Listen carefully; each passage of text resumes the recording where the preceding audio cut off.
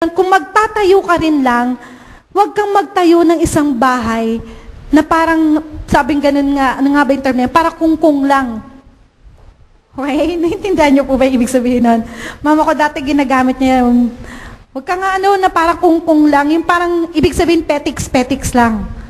Na parang body, wala lang. It's okay, ganon. You know, God is an excellent God.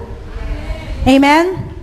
So whenever He gives us an instruction, whenever He plans something for us, He plans it very well. He just doesn't plan it as an okay plan.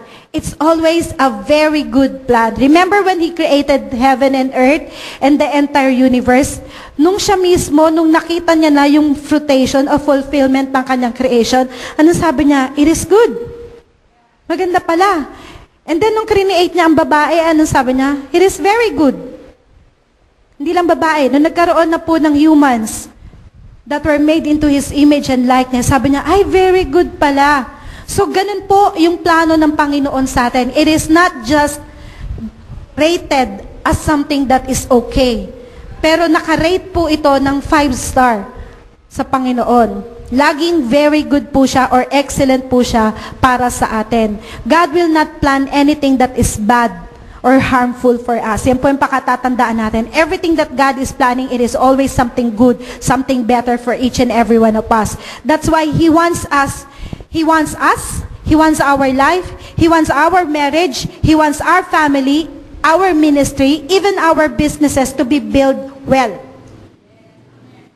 So when we start thinking, after this service, I am hoping that everyone else, if you are going to start thinking, again, of what the future will lie ahead, kailangan na magiging kaisipan mo, kailangan na magiging mindset mo, I am going to build something good and something well.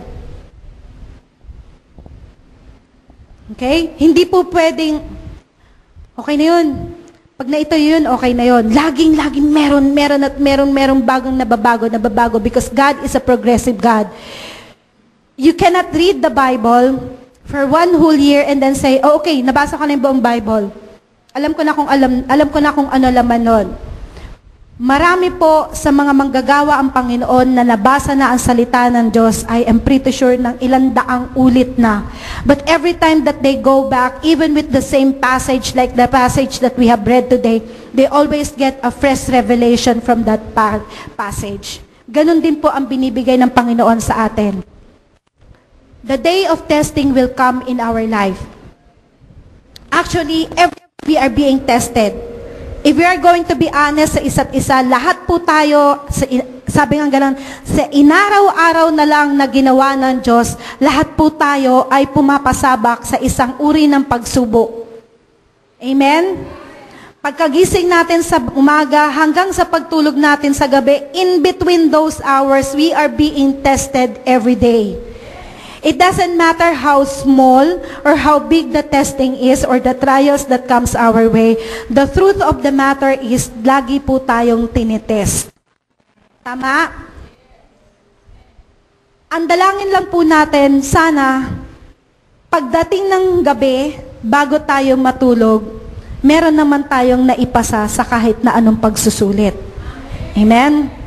Yun ang normal na dalangin ng bawat isa. Kung hindi lang merong naipasa, sana lahat naipasa.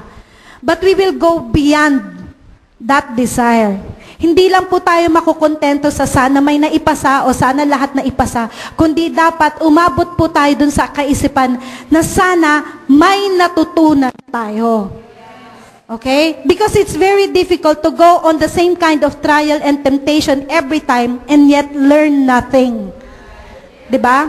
Alam nyo ba, ngayon ko lang din na pag-isip-isip, ang tao pala, mentras lagi mong na-experience ang ganong uri ng pagsubok sa buhay, malagpusan mo man siya ngayon, ma-experience mo pa rin siya sa susunod, malalagpasan mo siya, ma-experience mo rin siya sa susunod, hindi ka ba magtataka, bakit parang paulit-ulit siya? You know the reason why? Paulit-ulit siya because you never learned your lesson on the first time. Diba? Kaya siya inuulit, pinahihintulutan ng Panginoon na inuulit-ulit sa buhay mo na nangyayari yung ganong klase ng trials at temptation sa life mo kasi wala kang natutunan dun sa nauna. But if we begin to learn lessons from the first time that we experience any particular trials and temptation in our life, rest assured that this will not happen again. Okay? Instead, it will be an example for those who has not been tested to that particular trials yet. Para ikaw, you will be a living testimony na of a person who was able to triumph and came out victorious on that particular situation. Otherwise po, kung na-experience mo siya ngayon, nalagpasan mo siya, na-experience mo na naman, nalagpasan mo na naman, na-experience mo na naman, nalagpasan mo na naman, you cannot be a credible na testimony sa ibang tao who will be experiencing the same thing. Bakit kamo? Because you are still being tested to the same kind of trial. Kasi hindi ka natututo.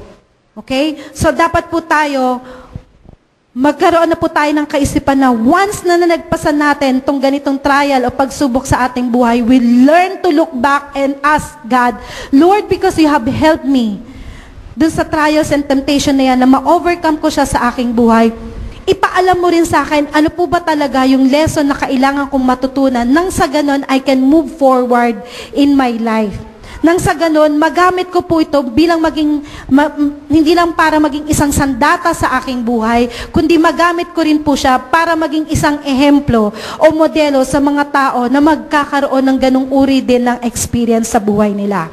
Amen? That way, you are asking God to use you as an instrument in the life of other people. Hindi yung ikaw pa rin yung tutulungan ng other people para makaalpas. Amen? God is always requiring us to move forward. Pero if we continue to stay put, parang alam mo yon, nalagyan ng sangrekwang epoxy, yung bottom mo at dumikit ka na dyan sa upuan mo, hindi ka na makaalis dyan, walang mangyayari sa buhay mo. Amen? God is saying, this is an opportunity that I am giving you to build your house well. So that when you build it well, it will endure forever. When it endures forever, then you will be with me forever because I am the forever God. Amen? Because if the house that we are going to build will not last forever, how can we be with the forever God? We cannot. Diba? At some point in time, we stop and then that's the end of it. Sino po rito yung nanonood ng 100 days? You know how the story goes? Diba? There is a certain person who has been very, very nasty nung nabubuhay pa siya. Okay, napaka-bad niyang person daw nung nabubuhay pa siya.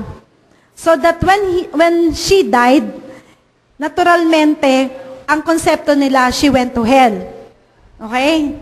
Because she has been a bad person, which means she has never known Jesus as well in her life. Otherwise, if she has known Jesus, dapat hindi na siya magiging bad and she will not go to hell, diba? Pero nevertheless, the story says that she's supposed to go to hell, but God has given her a respite, binigyan siya ng second chance. Sabing gano'n, sige, I'm going to give you 100 days. I-redo mo lahat ng mali na nagawa mo at yung mga tao na ginawan mo ng kasalanan, you do something about it. Diba? How I wish that real life could be like that. In a way, it is. Pero we don't have to die first para lang matama natin ang lahat ng mga mali na ginawa natin because it doesn't follow. When you die, that's it. Wala nang second chance. You don't resurrect from your life and then redo everything. God is saying, because I am now giving you the opportunity, I have opened the door for you to have the opportunity to build your life well. It means from now on, you move forward. Okay? Itama mo lahat ng mga mali na ginawa mo in the past. First, by asking God's forgiveness. Second is by really soaking yourself up with His Word so that you have a principled guidelines or a guideline para sa principle sa buhay mo na paglalakaran mo. Because until you have learned the Word of God, until it has been inculcated in your heart and in your spirit, hanggang hindi ito bumabaon sa iyong spirito, wala kang prinsipyo na paglalakaran. Maaring i-decide mo na babaguhin mo yung buhay mo ngayon, pero hindi mo talaga siya totally mababago. One, because you don't really have Christ in your life. And second, even if you have Christ in your life, but if you do not soak yourself, o hindi mo ibabaon ang sarili mo sa salita ng Diyos, wala kang guide, wala kang prinsipyo na paglalakaran sa buhay mo. How would you know? Sabi nga ganun ng mga ibang namimiloso po, paano mo nalaman na yan ang tama o paano mo nalaman na yan ang mali? By what principle, by what guidelines do you adhere? Diba? Until you say that I am adhering the principle that is in the Word of God, that is in the Bible, that is my guideline. Yan ang nagsasabi sa akin na ito ay tama at yan ang nagsasabi sa akin na ito ay mali. But if you do not have that thing to back you up, people will always question, ano ang guideline mo para sabihin mo na ito ay tama at para sabihin mo na ito ay mali? Diba? What is your basis? The time will come wherein the testing will come. Every day it is coming in our life. The rain will come, the flood will come, the wind will blow. Just recently or even now, medyo madilim pa yung kalangitan, right? I'm not sure kung meron na namang nagbabadya na bagyo na parating sa ating bansa. Pero nevertheless, physically, we know how hard it is pag merong dumating na ulan, pag merong dumating na malalakas na hangin, pag merong baha na dumarating. Amen? There is a tendency that lives are lost. Tama? Ganon din po sa mga bagyo na dumarating sa ating buhay. There is a tendency that a soul is lost. Merong namamatay na kaluluwa. Bakit namamatay na kaluluwa? O patay na pala yung kaluluwa, hindi na mabubuhay pa. Okay? Every soul that is not of Jesus, okay? Every soul na hindi nakaakibat sa Panginoong Jesus, ito ay mga patay na kaluluwa. They will only experience a resurrection of life once they have Jesus in their life. Amen? But they will continue to stay dead. Not unless yung word ng Lord o ng word ni Jesus ay talagang maibabaon sa kanila. The house will be tested, but God is giving everyone a chance to build their house accurately. Sinasabi ng Panginoon ngayon, eto ang pagkakataon na ipinagkaloob ko sa inyo sa araw na ito para maintindihan nyo na binibigyan ko kayo ng oportunidad para baguhin ang buhay nyo. Hindi lamang baguhin, kundi baguhin ng maganda ang buhay nyo. Amen? Ang nais ng Panginoon ay makapag-build tayo ng bahay that will last forever. Tama po ba? So right now talaga, I really want to pray for every one of you that you will have a house. Lord, thank you so much. I continue to declare that your sons and your daughters that are in the house, Father God, who will learn to obey you, Father God, who will learn to listen to your word, Father God, will be able to build a house that will endure forever, Father God. A house that is according to your blueprint, oh God. A house that is according to your structure, Father God. A house that is founded in the rock, which is Jesus, oh Lord. Thank you so much, Father God, that this will not just be mere words, mere instructions that we're hearing right now from you, Father God, but this is an awakening in our spirit, Father God. Quicken the spirit of each and every one of us, Father God, right now, so that we will have the decision, Father God, to commit ourselves, Father God, in building our lives, in building our spirit, in building our house, Father God, wherein you are the foundation of it, Lord. Thank you so much, Father God, that you will continue to bless everyone and to possess everyone, Father God, and to continue to minister upon the spirit of everyone, Father God, giving us the instructions, Father God, on how we are going to build our houses accurately, Father God, giving us the instructions on how we are able to build a house that will endure forever, Panginoon. Thank you so much, Panginoon, na patuloy niyo pong kinakausap ang spirito ng bawat isa sa amin sa ngayon, O God. Salamat nga po na hindi kami mananatili sa ganitong kalalagayan, O Diyos. Bagkus salamat nga po, Panginoon, na mentras itong mga mga salita ninyo ay ipinaparinig nyo sa amin.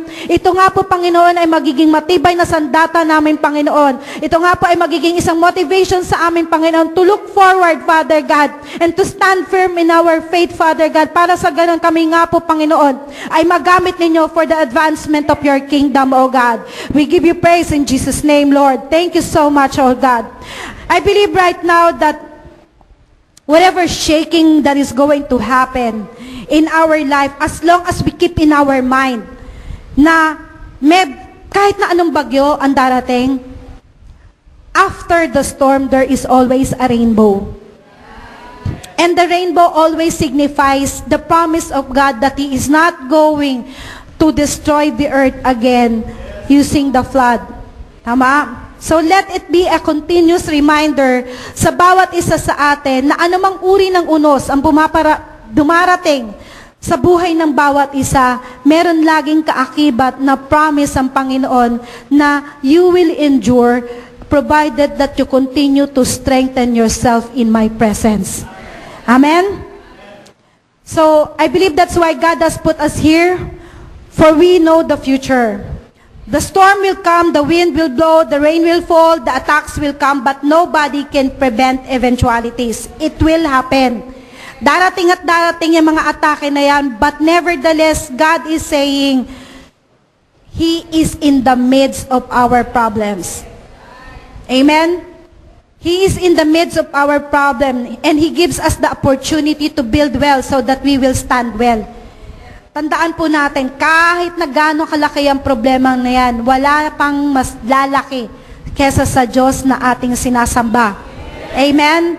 So everybody must choose. You have to choose. You have to make a decision right now because God is telling you, it's either you build your house on the rock or you build your house on the sand. You have already heard this particular principle every now and then. Sabi nga ganon, every time na inuulit, binibigyan ng emphasis. Every time na inuulit, kaya to inuulit, kasi ibig sabihin, wala ka pang desisyon na ginagawa patungkol dito. I remember, there was this person na naging part ng family. Well, initially, gusto niya talaga maging part ng family dahil meron siyang inaay na isang member ng family. Eventually, itong person na to, because he is not the same DNA with us, nawala siya. But before he went away, nagbitaw siya ng salita na the reason kung bakit siya nawala, kasi nakakasawa daw yung naririnig niya sa pulpit dahil yun na lang daw ng yun palagi. Okay? Of course, as a person, you get insulted. You feel bad about that particular comment. But, anong sinabi ko kay pastor? Sabi ko, don't feel bad because it's not your fault. Even in the Bible, tignan mo, mula Matthew, Mark, Luke, and John, sa 4 Gospels lang na yon, there are several stories that are similar from one book to the other. If God is not trying to make an emphasis on the principles, hindi niya sana inulit yung mga yon sa ibang books. Right? But because they were repeated in the different books of the Bible as well, it means that this is very important for each and every one of us to learn. Tama? So ganun din po, every time that we hear the word of God being spoken, even if you have heard this before, you ask God, Lord, what is your new revelation towards this word? Why am I hearing this word again? Is it because you're trying to teach me something new? Or is it because I have never learned from the previous teaching that I received? So it's just a matter of attitude as well on how we receive the word of God. Because we can always hear, like, halimbawa, sa ibang church, like, okay? Every time that they have a service, the word of God is also being read. Dun sa mga debotante, they always hear the word of God as well. That particular passage, kung halimbawa mula nung ipinanganak sila hanggang sa edad nilang yon, talagang wala silang mintis sa kakasimba, eh hindi lang yan once a week. Meron pa silang Wednesday, meron pa silang Thursday, meron pa silang Friday din. Diba? Paglalo na yung mga talagang debotante. And they hear the same word and they hear the same word. And then you ask them, has there been changes in your life ever since you have heard the same word? And if you see that there are no changes, then it's just shallow. Para lang siyang, paulit-ulit na kanta sa isang department store. Na mentras ulit na siya, nasanay ka na, wala nang epekto sa iyo yung kanta. Hindi katulad nung first time mo siyang narinig na tagang feel mo pa. Ang ganda naman ng kantang yan. Nakaka-relate ako sa kantang yan. Ganon din po sa salita ng Diyos. Ulit-ulitin mo man tong narinig. Pero kung wala ka rin lang ginagawang kapamaraanan sa sarili mo para intindihin mo yung naririnig mo, hindi lang intindihin mo, kundi iapak mo at ipamalakad mo sa buhay mo, ang salita na narinig mo mula sa Panginoon, walang mangyayari sa buhay mo. You cannot expect any changes to happen in your life until you make a decision that you say to yourself, Lord, because I have heard your word, I know that you are speaking to me personally about that. Tell me, what do I need to do? What do I need to do? I want to change, Lord. I want to become the person that you have purposed me to be. Gusto ko po na maging yung tao na plinano nyo, kung bakit niyo po ako nilikha. Hindi po pwede na ako po ay basta na lang, ano tawag doon? Lumabas. Meron pa yung isang term na ginagan. Yung umusbong. Yung bigla na lang akong parang umusbong dito sa lupa. Na parang wala lang. Ang purpose ko ay apak-apakan lang na katulad ng isang damo. Diba? Even grasses has their own purpose. A lot of people consider grasses as nuisance. Diba? Naaasar ako, ayoko ng damo. Nangangati po ako sa ganun. Kaya hindi ako masyado sa halaman kasi nag-allergy ako. Pero hindi ibig sabihin na porket ayaw ko sa damo, walang kwenta ang damo. Right? Because yun yung ginawa ng Lord para maging food ng mga food natin. Diba? Kung wala yung mga yon, wala rin tayong food. So even those things that we consider insignificant will become significant if we just learn to see kung ano ba talaga yung purpose ng Panginoon sa mga bagay na to. So wag niyo akong tatanungin anong purpose ng buhok sa ilong niyo. Okay? Dahil meron yon. Joke lang kasi lahat kayo mga seryoso na. Okay? So everybody must choose. Do you want to build a life that is strong? A body that is strong? A marriage that is strong? A family that is strong? A business that is strong? You have a choice. Meron po kayong choice. It's not as if we're the one who's making the choices for you. Even as you hear these words right now, hindi po namin pwedeng sabihin, Mara, simula ngayon, dapat ganito na yung magiging prinsipyo mo sa buhay. Dapat matutunan mo na mag-build ng bahay na matibay. Unless yung may katawan ang magdesisyon na ganon ang gusto niyang mangyari sa buhay niya, it will never happen. Nung mga bata-bata pa po itong sina Elaine, sina Mike, sina Joanne, parang matanda na ba sila? Kaya ganon. Sila po yung mga kasama namin ni na pastor na talagang katuwang namin na nagpapalakas kami sa isa't isa. And these children, there came a point in their life na nagkaroon sila ng mga experiences nila pagdating sa puso. Okay? Bakit wala yung mga batang yan ngayon dito? Okay, nasa kids. So there came a point in time that they have experienced to fall in love and fall out of love. In the experience, they got hurt. Okay? And as they get hurt, I was hurt. I was feeling for them, okay? Because I treated them as my children as well. Sila yung mga panganay ko. Sila yung mga pinagpa-practicean ko para pagdating kina Pia at saka Elijah, kahit papano may idea na ako kung papano. Pero during that time, habang hurting sila, hurting din ako. And talagang sabi ko kay pastor, bakit ba ganito lang? Sabi ko gano'n. Bakit itong mga batang to, they would rather experience pain kesa na makinig na lang na wag niyong gawin to para hindi niyo na ma-experience. Sagot sa akin ni pastor, hayaan mo na love, para sila rin naman, kasi sila rin, napapalakas din naman sila dun sa mga pain na na-experience nila. But as a mother, you don't want your children to get hurt. Right? Walang kahit na sinong nanay, ang alam ko, na magnanais na yung mga anak nila masasaktan. Kaya laging ang kaugalian ng isang magulang, laging preventive as much as possible, hindi curative. So you tend to sometimes overstep and pakialaman lahat ng aspect sa buhay nila just so ayaw mo silang masaktan. Okay? But because they are human beings, they have their own will. They have to follow kung ano yung gusto nila as well. Now, if they get hurt because of this, that is the consequence of the decision that they have made. But that does not stop you from being a parent to them. Hindi porket nasaktan yung ating mga anak dahil sa hindi sila nakinig sa atin, titigil na tayo para maging isang magulang. Okay? Bagkus, lalo pang iiral yung pagiging magulang natin sa kanila kasi this time, they need our compassion. Okay? Naalala ko lang nitong last 2 days kasi merong annual physical exam sa amin or check-up. Tapos meron yung isang kasama ko na na-discover niya, una high blood siya. So siya yung taong OA.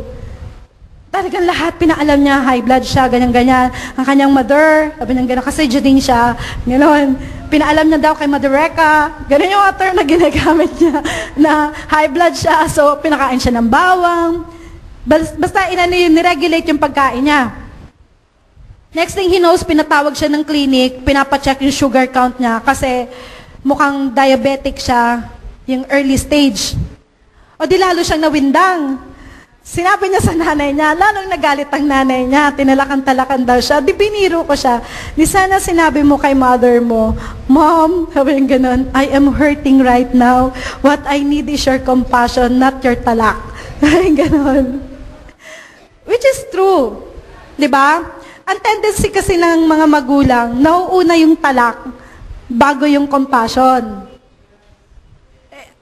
That is what I am experiencing as well. That's why sinishare ko sa inyo. I don't know about other parents, but ako yung ganong klase na lalo na si pastor, nauna sa kanya yung talak, bago niya aamuin. Mas more siya sa ganon kesa sa akin. Kasi ako nagagalit ako.